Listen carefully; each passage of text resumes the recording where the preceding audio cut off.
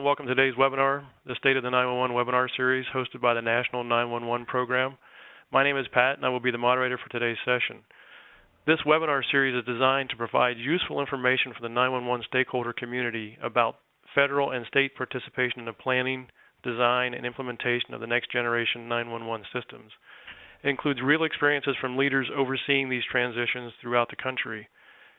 Today's session features two presentations, the first from the USDA Rural Utility Service and the second by members of the California Office of Emergency Services. Both sessions will feature a short Q&A period after the speaker's presentation. For more information on future National 911 Program webinars or to access archived recordings or learn more about the National 911 Program, please visit 911.gov. Feedback or questions about the webinars can be sent to National 911 Team at mcp911.com. If you're experiencing any difficulty with the WebEx application, please call WebEx Technical Assistance at 1-866-229-3239 and select option 1. Please note that all participants' phone lines have been put in listen-only mode, and this webinar is being recorded. To ask questions of our presenters, feel free to take one of two actions. Using WebEx's chat feature located on the right-hand side of your screen, enter your question at any time during the presentation, and it will be entered into the queue. Or to ask your question live, use the raise hand feature to request your phone line be unmuted, and you will be called upon to ask your question. With that, I would like to introduce Ms. Lori Flaherty, Coordinator for the National 911 Program. Lori, please go ahead.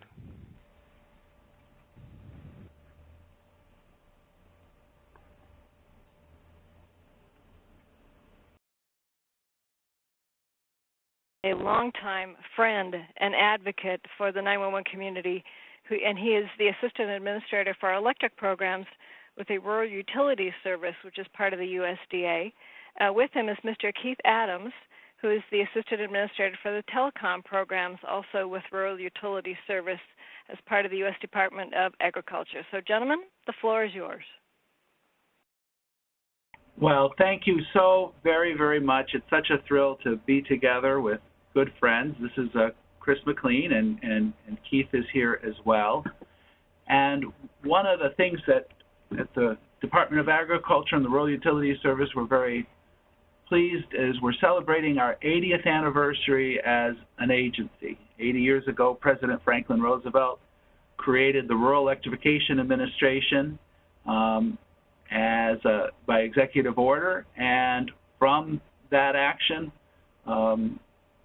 came one of the greatest public-private partnerships in the federal government.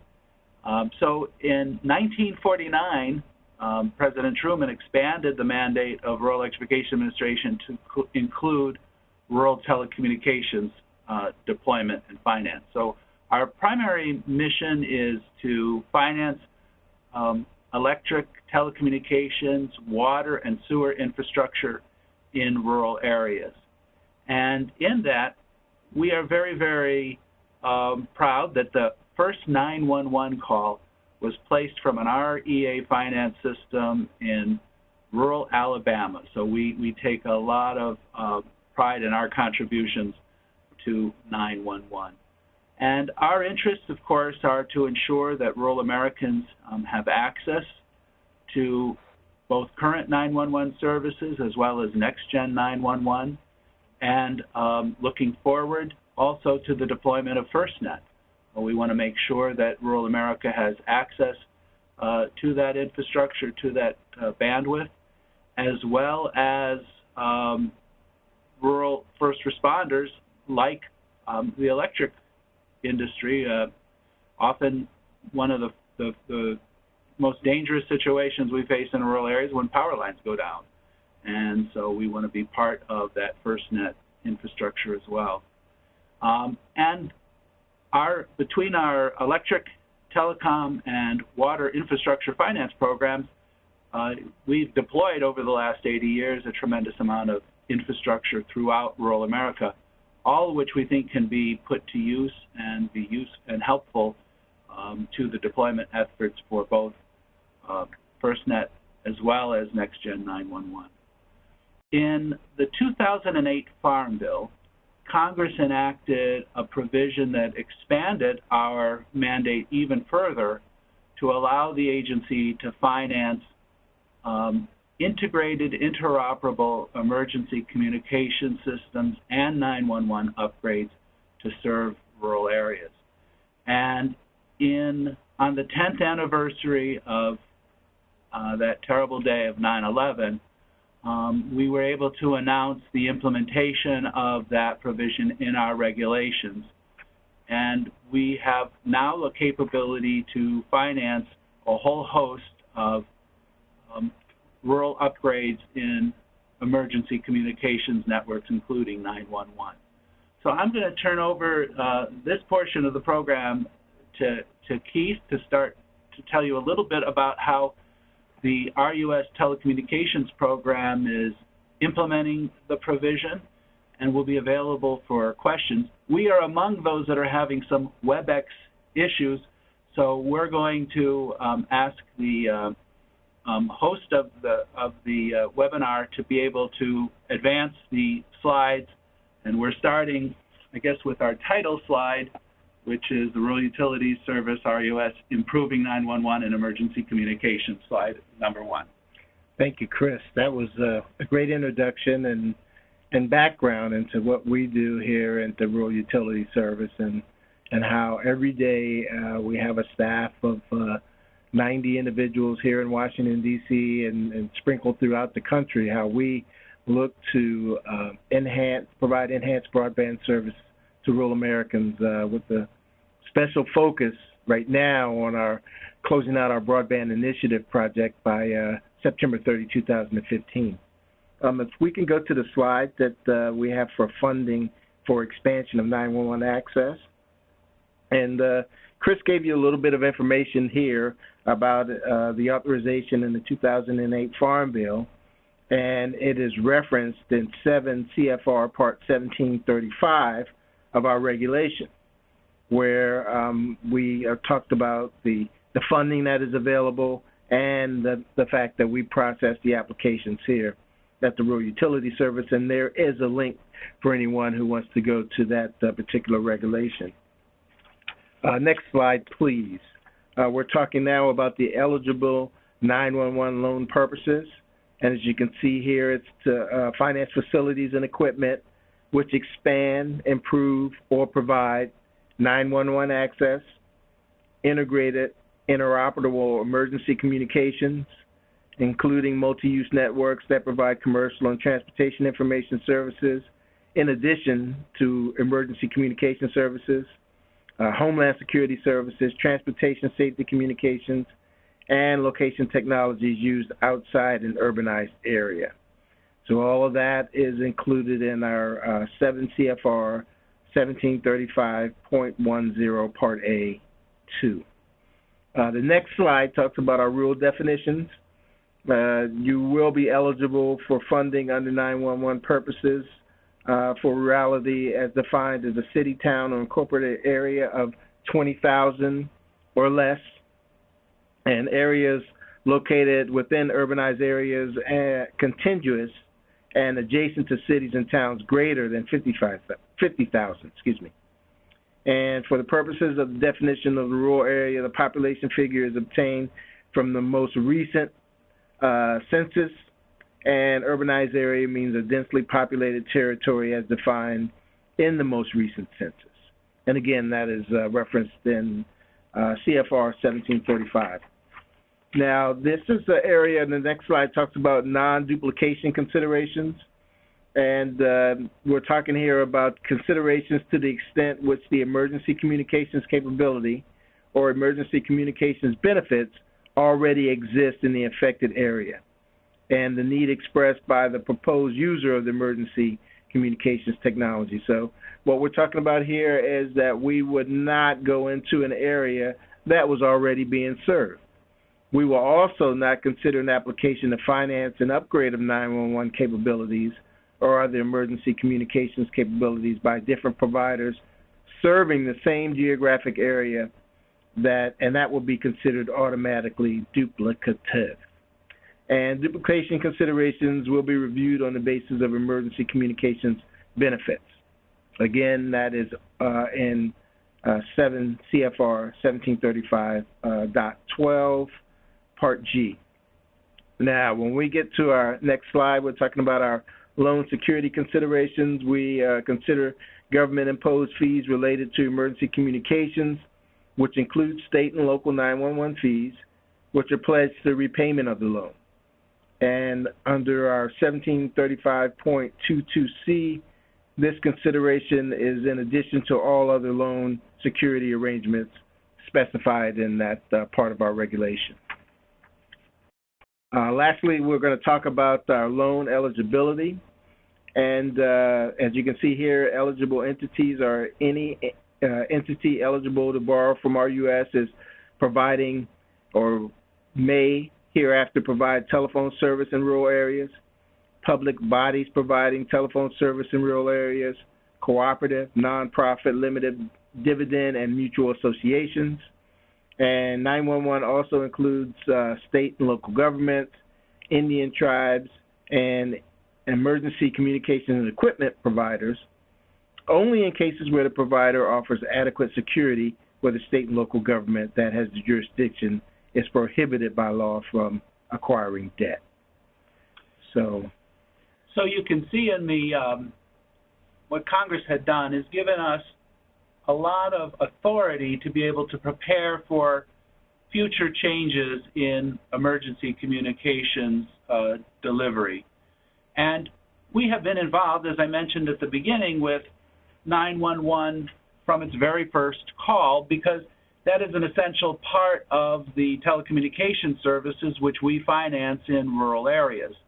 And that the capability and the capacity that a 911 system would need is an essential part of any project design that we would look at to be able to finance a rural telecommunications network.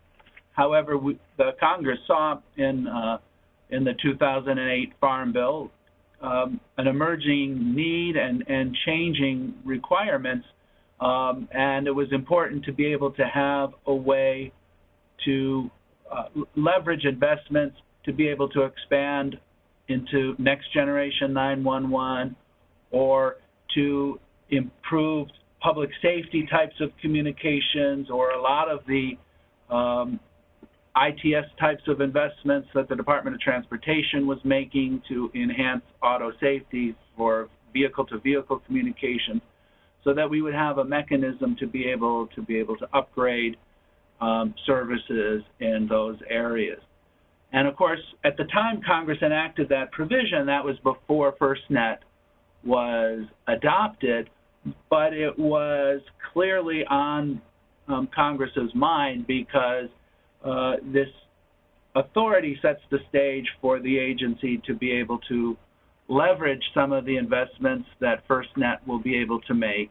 We all know that the $7 billion Congress expects FirstNet to be able to invest through the proceeds of the spectrum auction is not going to be enough to be able to provide a coast-to-coast, border-to-border broadband emergency communications network. So we're going to have to be able to leverage other sources. So in the rural areas, we have this authority available to us. And we've also encouraged FirstNet to be able to leverage the existing infrastructure that exists out in rural areas. One of the initiatives that the Rural Utilities Service did right around the 2000 era, and the turn of the last century, was we made one of the largest single investments in the NOAA weather radio system through a program we called Tower and Power. Congress gave us a $5 million appropriation, and then we went to our borrower community and asked them to donate tower space and power supply in order to expand the reach of what was then called the NOAA Weather Radio Network, now is called the All Hazards Radio Network. And we provided the biggest single expansion of coverage of that network through that initiative, and that very modest investment was leveraged by a substantial amount of donated service and real estate from our network. And so we hope that as FirstNet and the 911 community looks for evolving emergency communications, that they look at that also as a model of a way to expand coverage in a little bit of a non-traditional manner. So there it is. It's an authority.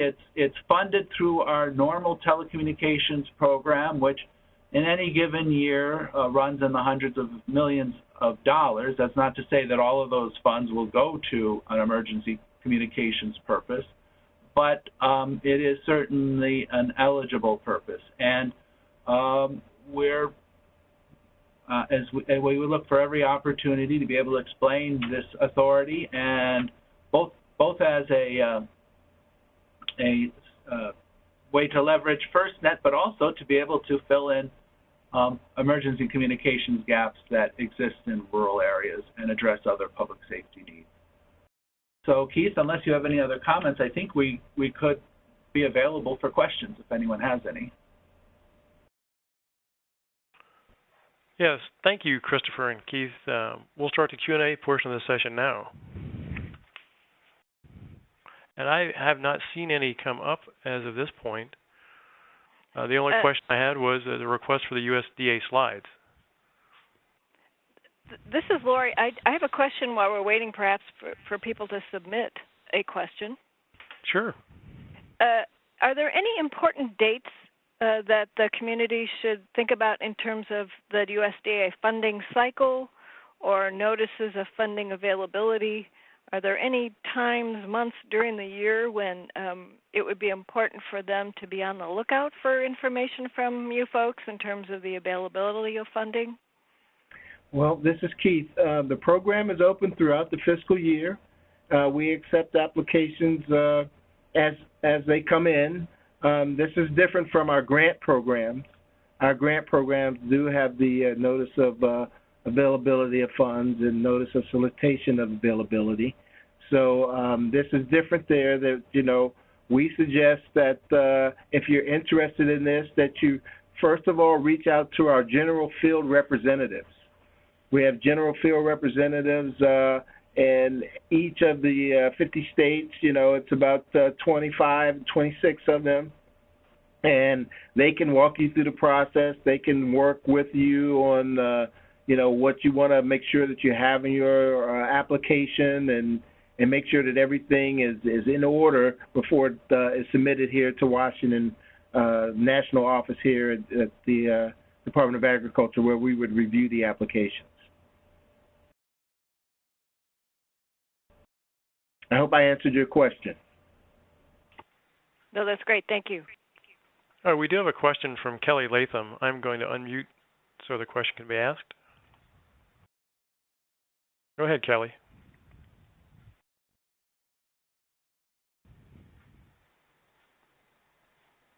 Kelly, do you still have a question?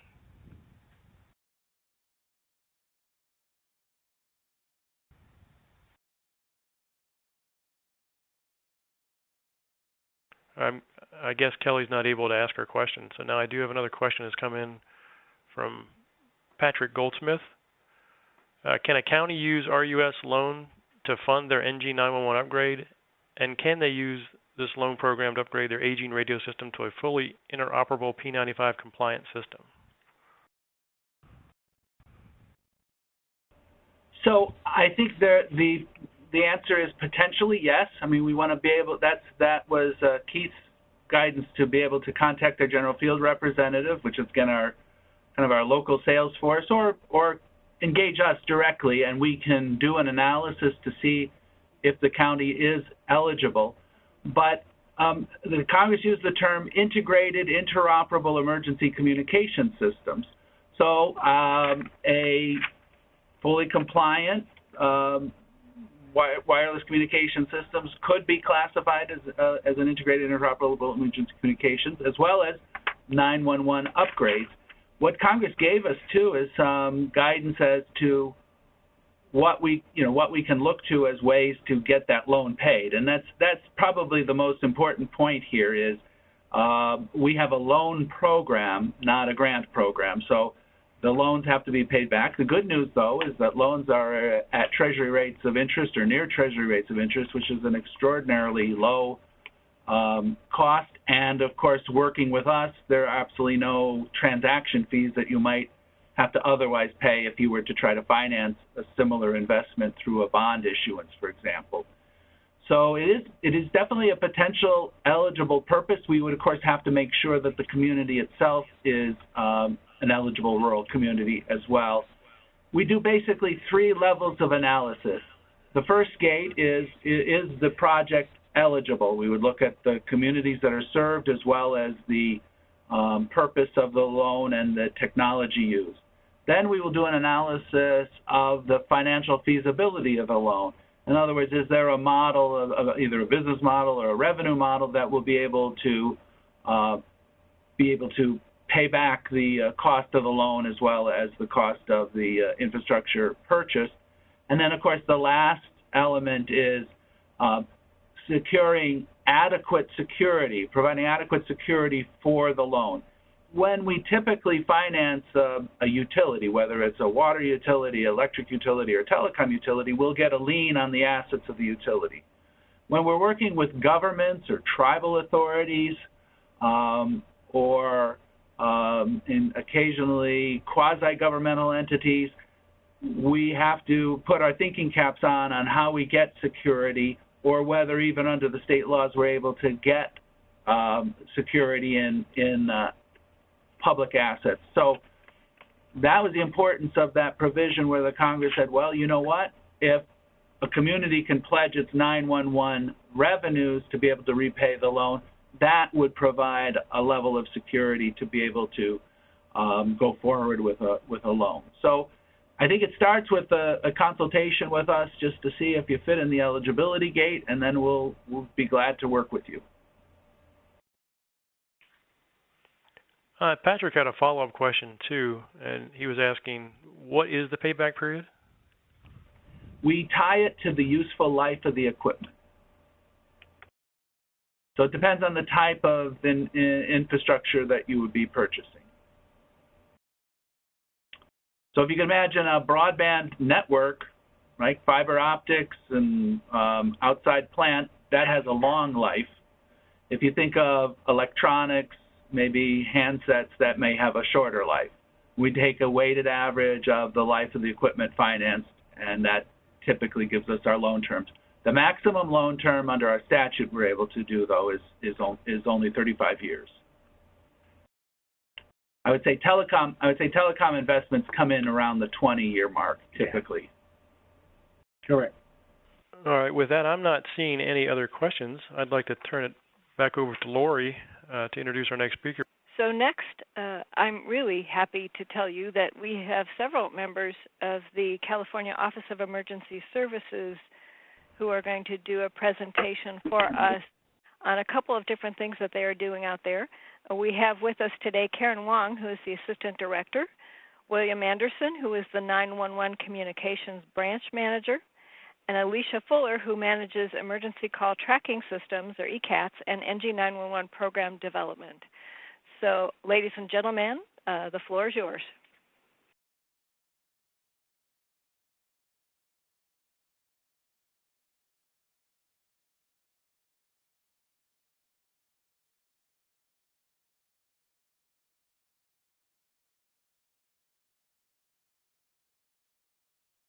Can we unmute the California folks?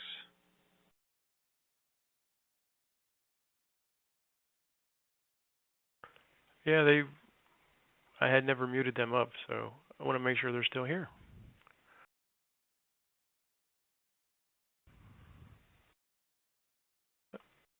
It appears, Lori, that they may have dropped off for the moment. We'll have to get them back on the line. We're here. Can you hear us? Thank you very much.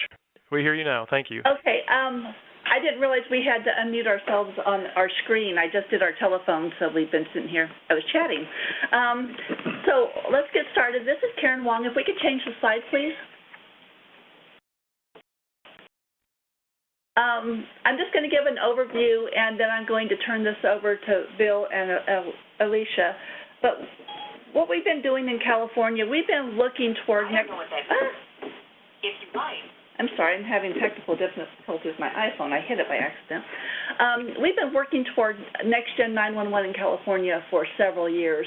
California's population is at 39 million, and we have one of the largest visitor population in the nation that comes and visits California. So having a workable, always up and running 911 system is extremely important to us. So we've been looking at innovations to modernize even before we could get to next generation 911. And one of the items that we'll be talking about on Alicia's slide deck is our statewide call data collection. We have ECAT who collects all of our call data for our 451 PSAPs. And that data has been extremely valuable for setting trends and kind of looking at our 911 system as a whole. We also have done several text to 911 pilots. However, we have not deployed text to 911 in California as of yet, but in the next couple of months, we will have a couple of counties turning text to 911 up, so we're pretty excited about that.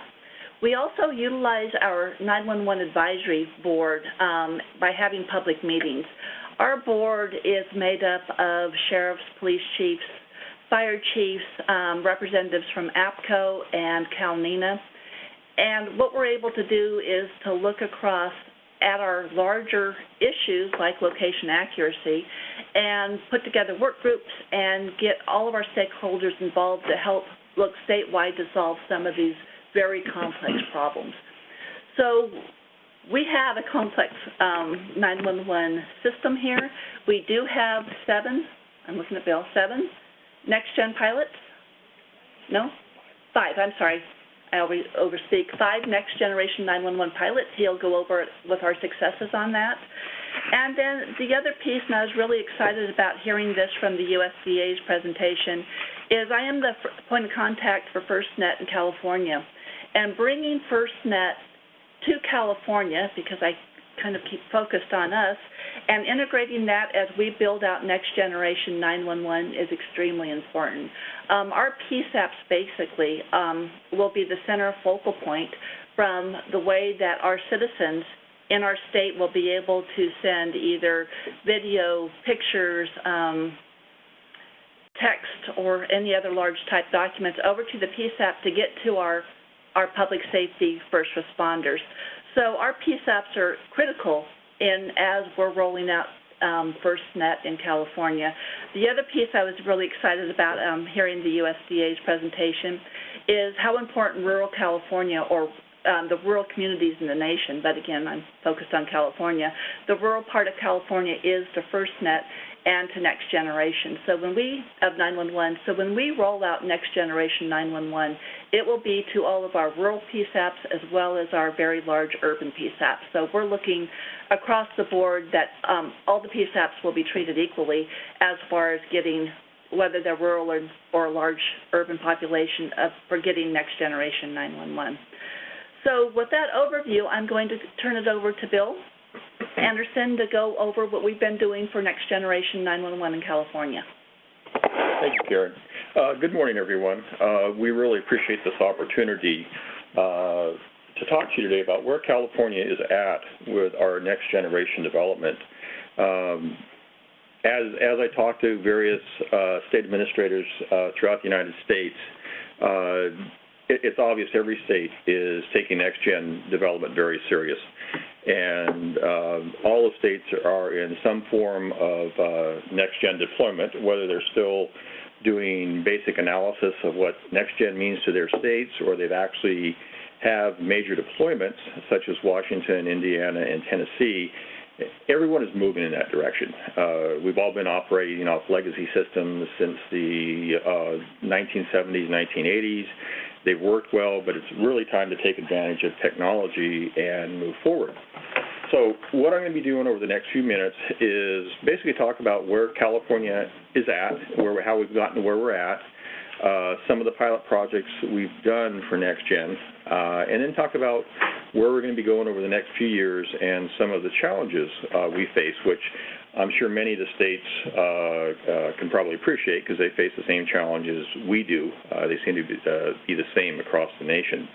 But before I do get started, one of the things that always does come up as I'm out traveling around is talking to people and identifying what next generation really means to them, because I hear various descriptions of what next gen means. In some cases, it's a very simple, maybe a hosted deployment, or they put in some IP connectivity, and they consider that next gen.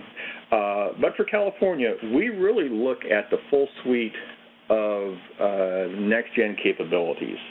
We're looking at the network itself, the applications that we can run on a next-gen system, the databases that support 911 development, the advancements in CPE technology or customer premise technology that's going to support next generation. We look at a full statewide IP network that's going to support and deliver 911 calls from the public to the public safety answering point. And one of the most important things is we're really looking at a standards-based network in California, something that multiple vendors can participate in and can supply their services to, and we don't have to worry about contracting with just one vendor. We want to be able to utilize the services of multiple vendors when we develop this network. And of course, in doing so, this network is going to provide benefits, of course, that, I mean, we all talk about the ability to send videos, pictures, text to 911, but also realizing the flexibility of being able to route calls to various PSAPs, and also resiliency of a statewide IP network in the event of a disaster. So these are the things we're really looking forward. And when we talk about next generation in California, that's really what we're trying to achieve in the long run. So if we can advance one more slide, please. So over the past few years, excuse me, California has been doing research on next generation, setting some goals, and looking at some various pilot projects that incorporate some of the aspects of next gen. Back in 2010, we created two documents. One was our strategic plan that basically establishes and says California needs to move into a next gen environment. We relied on legacy services for many years. It provides delivery of 911 calls, but is very limited in this technology. We need to advance forward. Next, he came up with a roadmap, which is constantly in the process of being updated, but that set out the high-level tasks that the state needed to do to get to a next-gen environment. So those were our two basic documents. What really kind of codified our branch's requirements to move forward with next-gen was changes to statute by California in 2014, rewrote statute for our office, which provides our office direction and authority to operate, where we now have to plan, set a timeline of target dates, testing, implementation, and funding of a next-generation system for California. So that really has set that stage for us to move forward. And in doing so, over the past few years, we've been looking, as I said, at some various concepts in NextGen, those being location-based routing, some CPE-hosted deployments, and then two ESCI nets that are coming on board in California. And these are going to set framework for us to look at how NextGen is going to be deployed in a big picture within California. So if we can advance the slide. One of the more critical applications that we see, and I think everybody would probably agree it's been in the news quite a bit lately, is the ability to route calls based on a caller's location and get it to the PSAP in the shortest amount of time frame possible. We constantly hear stories in the news about it. Any PSAP manager's meeting I go to, it comes up as a subject of discussion. So back in 2012, we started a project called Northeast Grant Project, and the sole purpose of that project was to determine if we could reasonably take a caller's phase 2 information and be able to plot that call and send it to a PSAP without requiring a transfer. And essentially what we did is we worked with Verizon. When a phase 2 call came in, we would hold that call for 6 seconds If we were able to acquire the Phase 2 location, we could then take that, look at the shapefile of the PSAP and determine which PSAP and move that call directly to them without the need of using legacy routing where you have to look at an ESN and a cellular or the cell sector where it came in on. We were successful in that. We were able to, during that time frame, up to 2013, we were able to achieve 165 hours of time saved that would have been realized in transfers, and that equated to 13,000 calls approximately that did not require transfer. Now, keep in mind, as I mentioned, we hold that call for 6 seconds, and if we don't receive the Phase 2 information, then we release that call and we route it on normal ESN routing. But the premise is that, and what it's shown, it's critical at this point that we really look to the FCC and the carriers to provide us Phase 2 information with the call when it comes in. It's achievable to do routing on location-based routing, but it's very critical that we get that information with the call. As a further development, we're currently working with AT&T in Ventura County in California to see if AT&T can duplicate that ability and if we can do it with another phone company besides Verizon. We're looking to see that development completed in 2015, and we can use that information to further develop NextGen in California. We can move to the next slide, please. Besides the 2 location-based routing projects that we've done, we've also done some hosted CPE solutions. And essentially in these cases, instead of having each PSAP having their own backroom equipment, we consolidate that into 2 geodiverse locations with redundancy built back into them. So if one goes down, the other one takes over. And then we can connect multiple PSAPs to the hosts through T1 lines and be able to utilize less equipment. One of the benefits is it allows a call taker, in the event that they cannot dispatch from their PSAP, they can move to another PSAP, log in at that PSAP as if they were in their own PSAP and continue to be able to dispatch services. We've done that in 2 locations now, one in Imperial County where we did it with 4 PSAPs, and one in Ventura County with 3 PSAPs. Both of those were successful projects. And even though that is not a full next-gen deployment, it is a portion of what we would expect to see with a major next-gen deployment in California, and one of the focuses that we'll be looking at. Our next 2 projects that we're currently working on are actually ESINet deployments in California. One currently taking place in Pasadena. The second is in Mendocino County. Again, these are both initially hosted solutions, but in the end, we'll be putting an ESINet overlay on top of those and be able to use the full complement of next-gen routing to be able to move calls between the PSAPs. The Pasadena Ring project currently has 4 PSAPs connected. We'll be bringing 8 up in the near future, and then by 2015, we'll be moving the ESINet in place. And looking at the results of that, eventually we'll move that out to 21 PSAPs. The Mendocino project currently has all the PSAPs connected to the hosted network, and again, the ESINet will be coming up toward the end of this calendar year. Also, as Karen mentioned, one of the next-gen concepts people talk about is text to 911. As she mentioned, we have 2 counties, San Bernardino, Riverside, and actually Butte County, that are all in the stages of deploying text to 911. We expect in the next 2 weeks that San Bernardino County will bring up approximately 11 PSAPs that will go into a test mode for about a month. They will bring on another 9 PSAPs on top of that, and that will go into actual production. So that'll be the first PSAPs taking text in California. We're hoping by the end of this calendar year to have close to 30 PSAPs up and operational taking text to 911. If we can move to the next slide. Thank you. Obviously, taking a state the size of California toward next generation 911 is difficult. We have 451 PSAPs within California that we're going to have to transition over, and we deal with a call volume in California of over 28 million calls 28 million 911 calls per year, which averages about 3,000 calls per hour, 24/7 throughout the year. So it's important what we do in California. We get it right the first time, because it's not one of those things we want to constantly go back and try and reanalyze and redesign.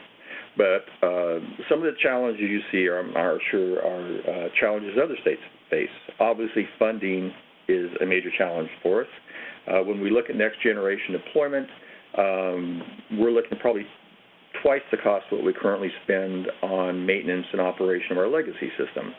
And like most states, 911 funding has been decreasing, and California is no exception. We fund our system off an adjustable surcharge on voice communications, interstate voice communications, and over the past few years, we've seen a decrease in landlines, and we've seen a decrease in wireless voice communications that impacts our ability to collect funds.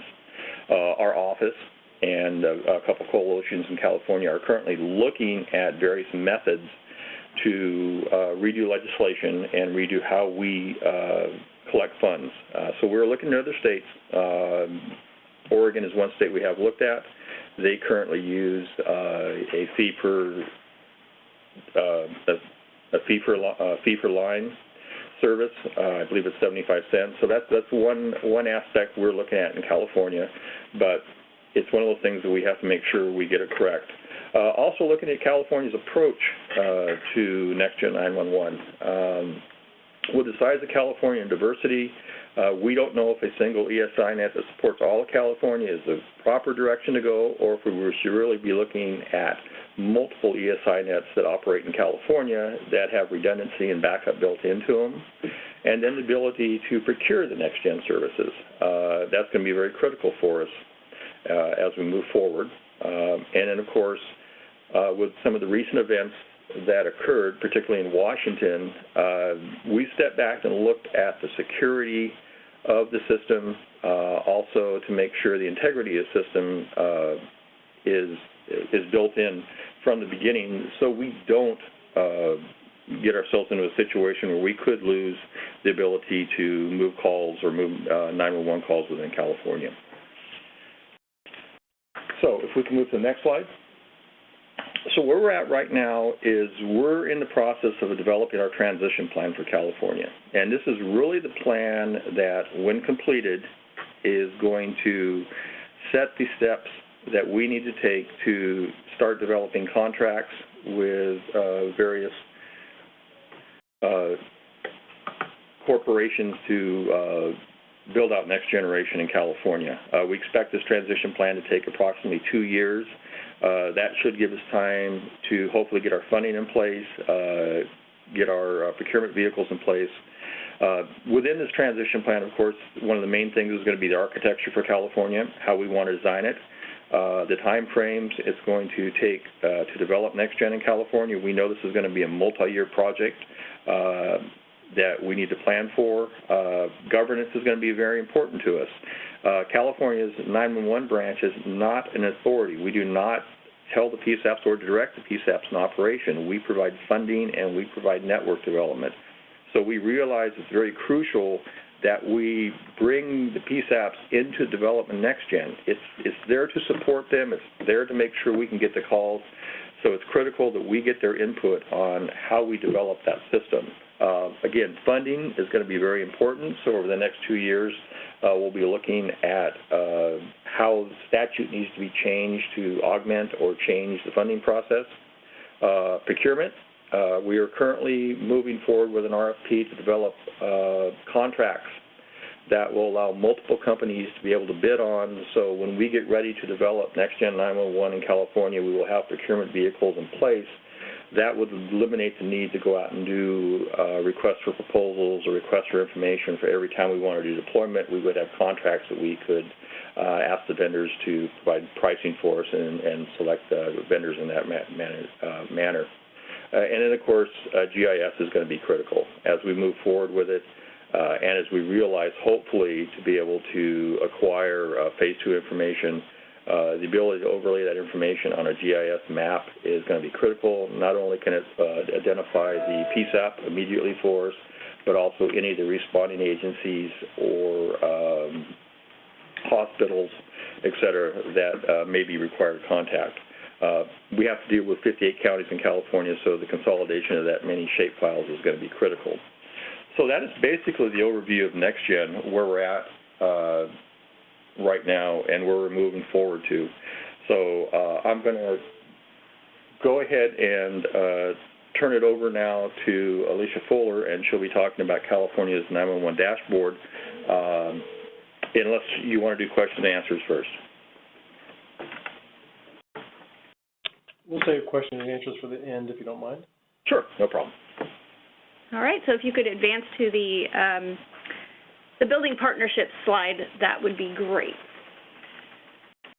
So I'm going to talk to you a little bit about the California 911 dashboard that we have developed in partnership with Direct Technologies and the Department of Homeland Security National Cybersecurity and Communications Integration Center. So ECAS, or the Emergency Call Tracking System, is our call data collection system, and we use it to collect all the 911 data in California, to report on this data, and to analyze the data for the state of California.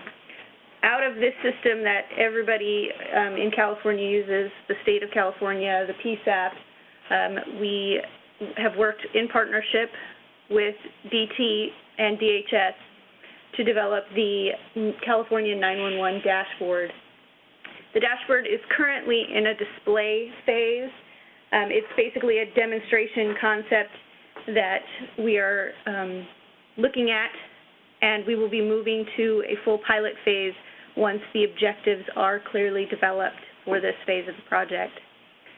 The California 911 dashboard, a common operating picture for the state of California, for DHS at the national level, is very important. Now, and a common operating picture, just so that we're all on the same page, is a single identical display of relevant operational information shared by more than one command.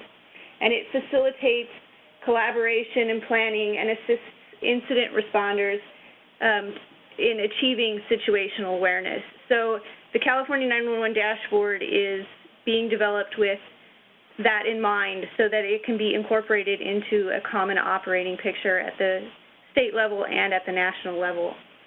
The 911 system health is very important to us at the state level and at the national level, ensuring resiliency and redundancy in the 911 system and in the telecommunications system in general.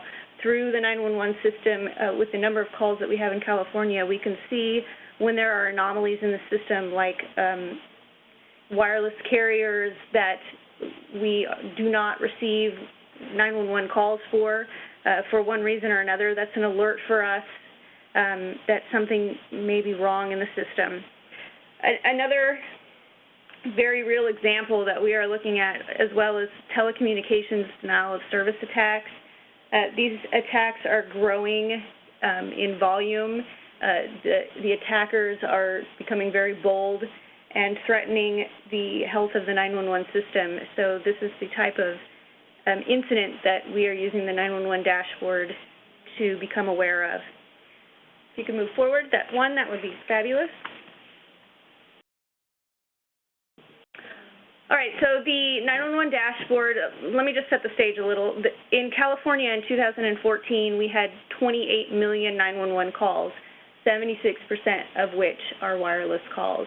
So through the 911 dashboard, we are able to see on a statewide basis and per PSAP the calls per hour and per minute, as well as calls per hour by wireless carrier, average call volume, and the dashboard provides a visual representation of high and low volume alerts.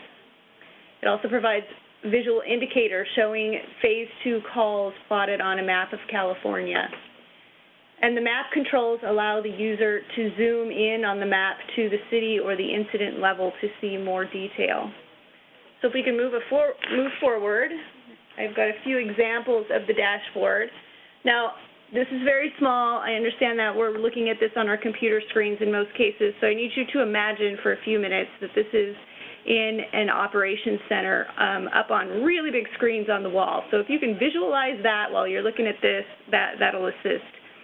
So as you can see in the top right corner of the screen, we have what we call a Christmas tree.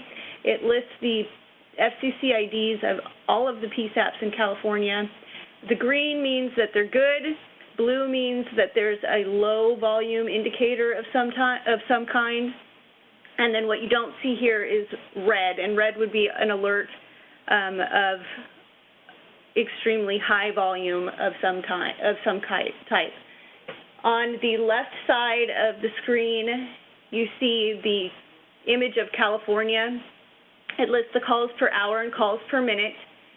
And the gray graph with the blue line is the average call volume.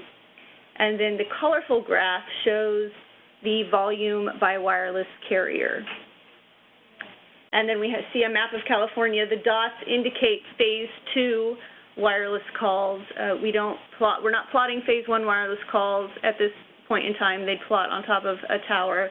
And then the plotting of wireline calls would involve geocoding the 911 call data based on address. So those are items that are in the future. And then in the center of the screen, we have call data for the top 20 PSAPs based on activity. It's the same data that you see for the entire state of California. It's just on a per PSAP basis. So if we move ahead, this is just a blow-up of the California statewide image showing the calls per hour, per minute by wireless carrier and average call volume. On the lower left-hand side, you can see the wireless carriers, the 4 major wireless carriers, other wireless carriers, and then the wireline calls. Those can be toggled on or off so that you could view only one carrier if you wish to do so. And then if we could advance one more.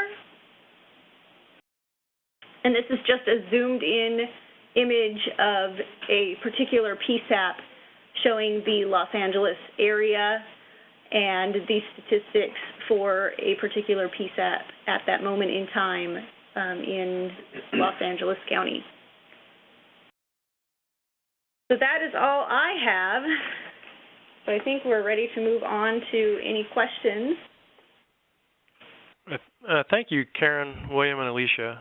We'll start the Q&A portion of our session now.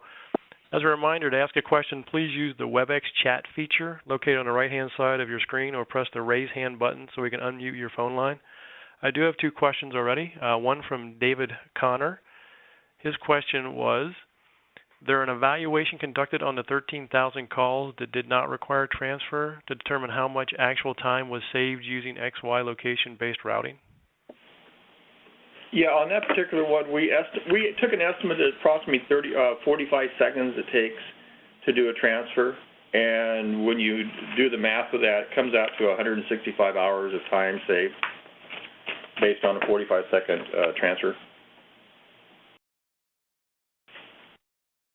Okay, our next question was from Patrick, and his question is the ECATS something developed for the state of California, or was that already developed by a vendor and available to be purchased by any state or government entity?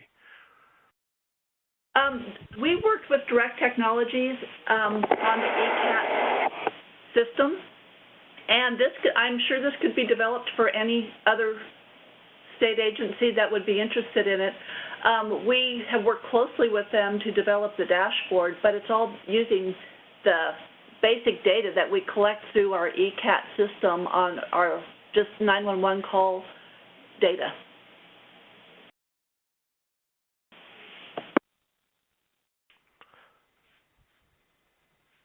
And Patrick follows up with that. Is regarding the denial of service attacks, has California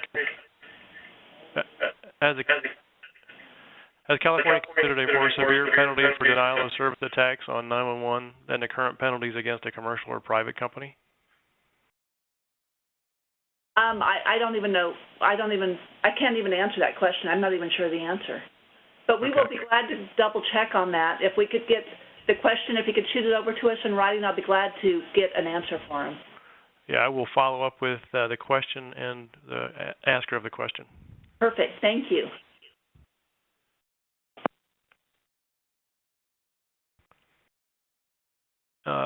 One last call for questions. I am not seeing any, so thank you, Karen, William, and Alicia. Lori, do you have any closing remarks? I'd just like to thank everyone who presented today. The information that you shared is really valuable to our constituents, both in terms of what's available and sharing your own experiences. It's what they asked us to provide, and we thank you for sharing your expertise and your experience. This concludes today's webinar. We appreciate everyone's participation. An archived version of today's webinar will be available on 911.gov soon.